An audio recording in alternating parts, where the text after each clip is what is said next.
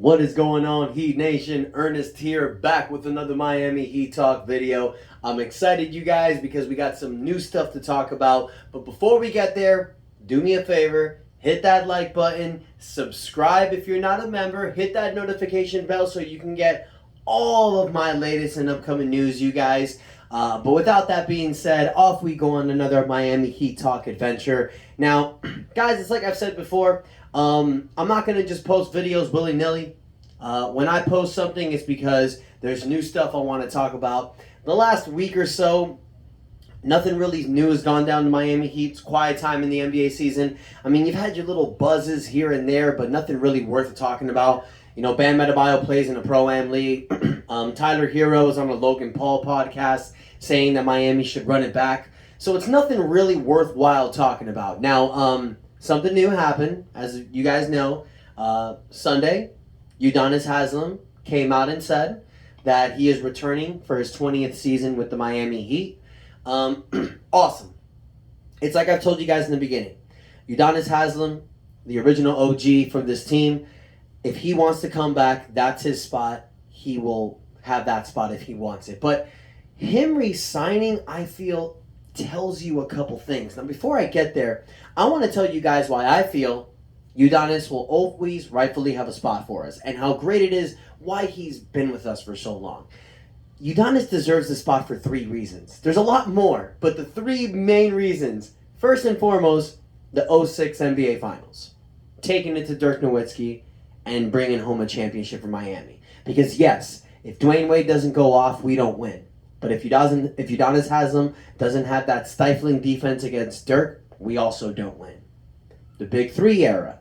Udonis Haslem had a lot of offers. He took less money to stay with Miami, and he convinced Mike Miller, his old college roommate, to come to Miami for less money. Not only bringing in the Big 3, but having a great supporting cast. Then, after Wade leaves in 2016, reason number 3, Udonis could have also left. Udonis could have gone to San Antonio, Golden State. He could have gone to any one of these contenders and competed for a championship. But he stayed with a diminishing Miami Heat to help out the next level of players coming up. So now guys like Bam Adebayo, Tyler Hero, Max Strus, Duncan Robinson, they all look up to this guy because of the respect he commands. And him being the 14th, 15th man on the floor with the gear, practicing with this guy makes a huger deal than being on the bench wearing a suit. And we all know UD, you guys, he ain't going to be no coach. He's going to be front office.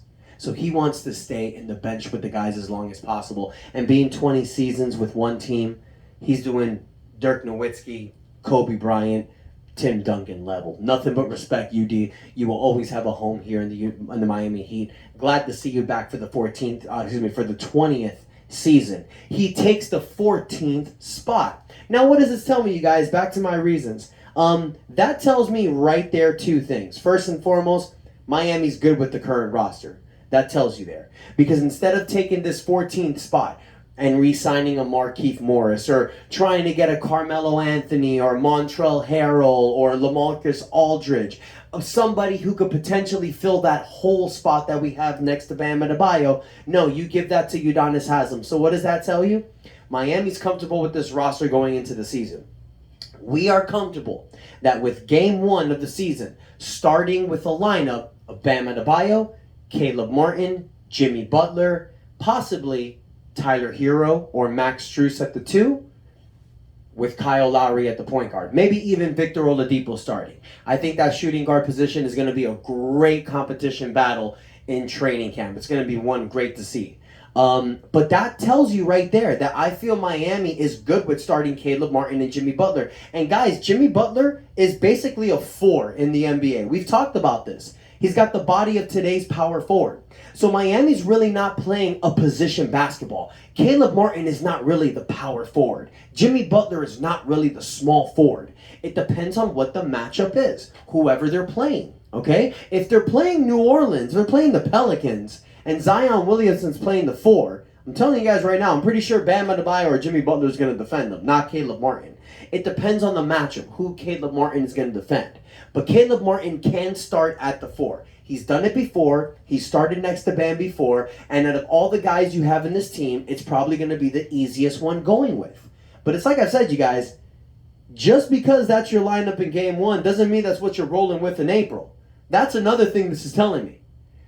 Signing Udonis Haslem, clearing up that 14th spot with Haslem, not going after anybody else, tells you right there that this is not the lineup we're going to go with later in the season. Miami will make a deal. A deal will happen.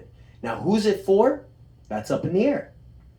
We all know right now that the biggest fish in the sea is Kevin Durant.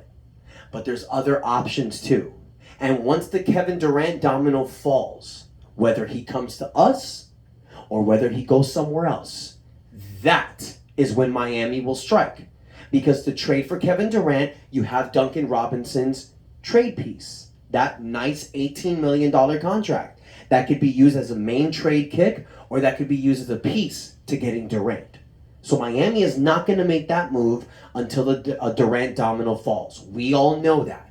So whether we're trading for Durant or that blows up and we're looking for a potential deal with John Collins or Jay Crowder from Phoenix or Harrison Barnes from Sacramento, I feel like we've talked about this before. We know the players we like. Miles Turner from Indiana. There's a lot of guys that Miami can go after. And the trade deadline is not until February, you guys.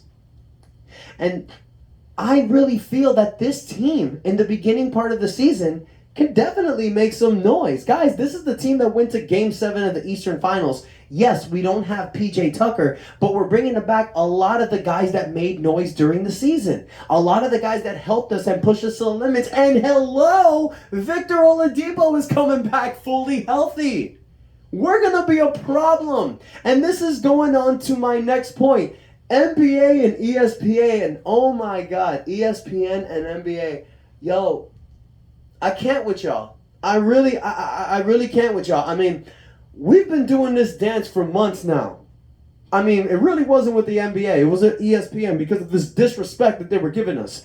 First in the Eastern Conference all season with bench players. No respect. Now, the 2023 NBA season schedule comes out. Not only do we get disrespected by ESPN, the NBA is disrespecting us. Out of 82 games, the Miami Heat gets 11 primetime games. 11. Really? Really? Really? 11 primetime games. We don't even get a Christmas game? The team that went Game 7 in the Eastern Conference Finals, the Final Four team. You don't even give us a Christmas game. A beautiful storyline, Boston versus Miami for the Christmas game. No, we don't even get a Christmas game. That's cool. The players get to spend time with their families. But seriously, this disrespect is incredible, you guys. So that's why I'm telling you right now, with all this disrespect, you don't think this is going to light fuel to the fire of these players? You don't think Jimmy Butler, Bam Adebayo, Tyler Hero, Kyle Lowry, Victor Oladipo, you don't think our leaders see this? You don't think Eric Spoelstra, Pat Riley, all these assistant coaches, you don't think they see that too? All these young, hungry dogs like Max Strus, Gabe Vincent, who are playing for contracts. Omar Yurtseven as well. Caleb Martin. You don't think these guys are upset watching this stuff? These guys are going to come with fire, you guys.